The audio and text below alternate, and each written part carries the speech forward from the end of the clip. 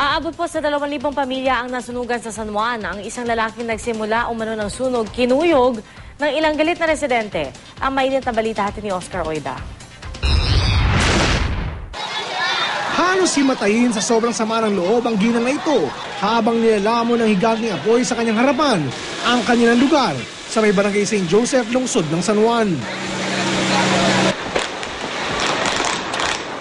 Ang kalsada sa paligid ng Noy na susunog na lugar, animoy dagat ng di mabilang na mga tao na Noy abala sa pagsalba sa kanilang kagamitan.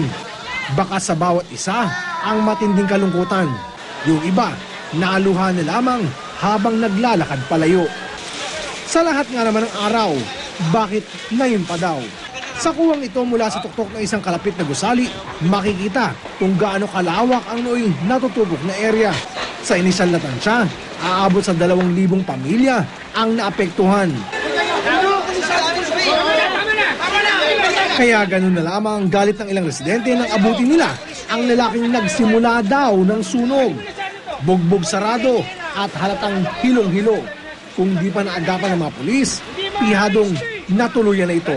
Yung kainang binubugbog nila, yun daw yung nagsimula ng sunog. Bakit nila nasabi yun?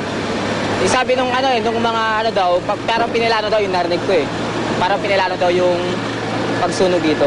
Maya-maya pa, ang init ng ulo ng mga taga roon, tila na ibaling naman sa mga bumbero.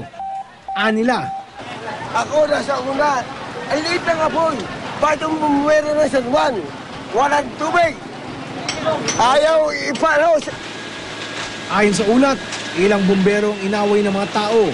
Yung iba, nakaranas pa umano ng pambabato.